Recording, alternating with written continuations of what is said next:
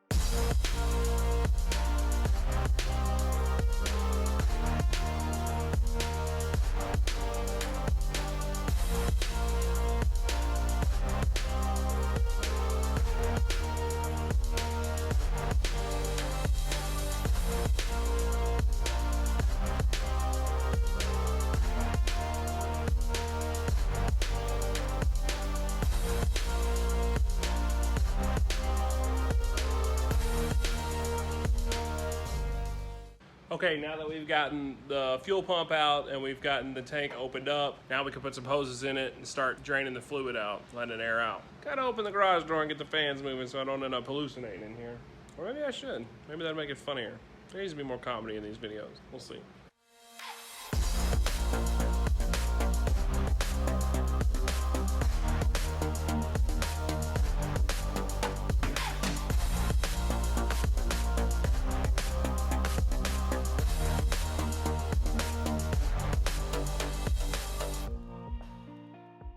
Okay, so we got most of the fuel drained out. Got a little bit left in there. I'm gonna go ahead and unbolt the gas tank so I can move it around and try to pull some more fuel out before we actually take it off. But right now I'm gonna go ahead and disconnect the other plugs from underneath. I'm gonna disconnect the fuel disconnect line on the bottom and then the fuel gauge plug underneath the other side of the gas tank. I'll do those, then unbolt the gas tank, and see if we can get the rest of the gas out.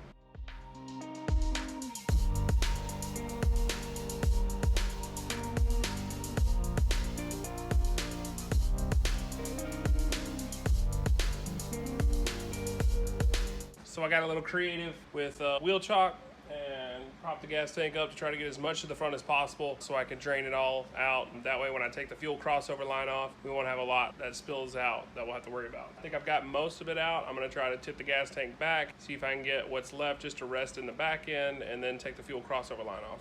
Wish me luck.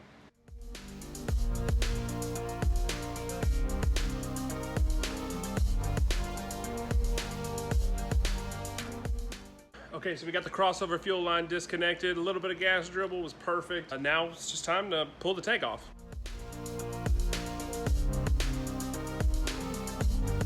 And the tank is off. Check this out. That's it. That's her without a tank. One thing I'm gonna do while I have this off is go ahead and cleaning this up, making it nice and shiny while I have the space. Trying to do a little other things. Yuck. Okay, well.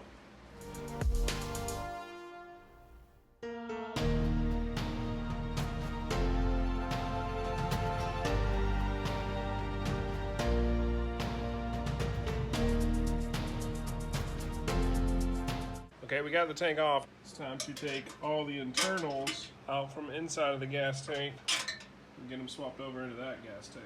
Wish me luck.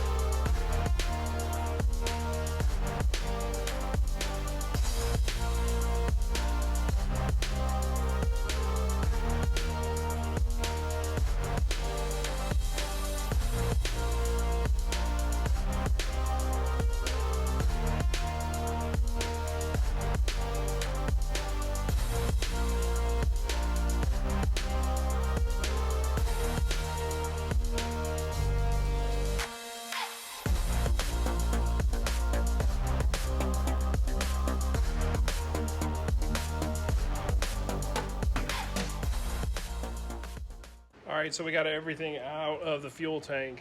Let's take a look. We got the flow, we got the fuel pump, and we got that little piece out earlier with that internal quick connect hose. So now it's time to get all this stuff into that tank.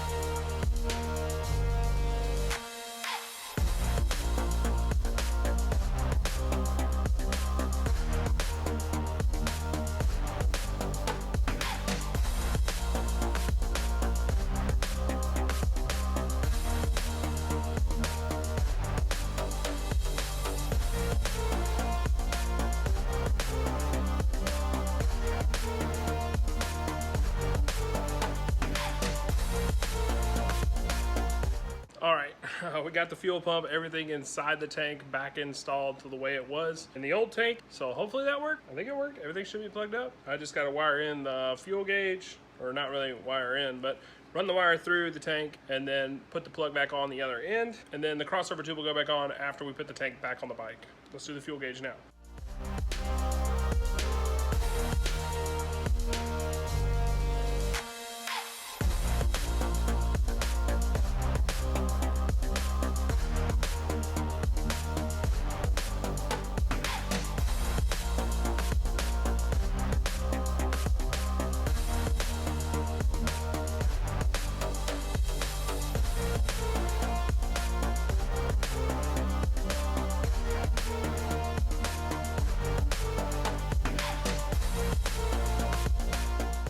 All right, so I got the fuel gauge wired up and I got the fuel supply line tightened down. So you'll see I got the plug back on, wires back together, got that guy tightened down, and got the fuel gauge on. Now the only thing is to put it back on the bike, plug it in, run the crossover tube, and fill it back up with gas.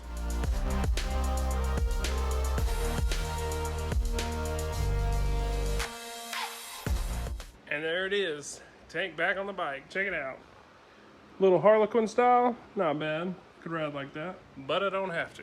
I'm actually gonna wait on the fuel crossover tube and plugging it in. I'm actually gonna leave the tank off the bike for now because I gotta do the riser bushings and a couple of other things that would just be easier without the new tank on the bike. So I'm gonna leave the tank off for now. Plus, I kinda selfishly want to see what the bike looks like without all the tins on it. So yeah, I'll probably be taking those off and then putting them on for looks or for staging, but at the same time taking them off again because I just want to see what it looks like. But we got a lot of work left on the bike to do, so stay tuned for the next episode, and thanks for tuning in. Don't forget to subscribe. Thanks, guys.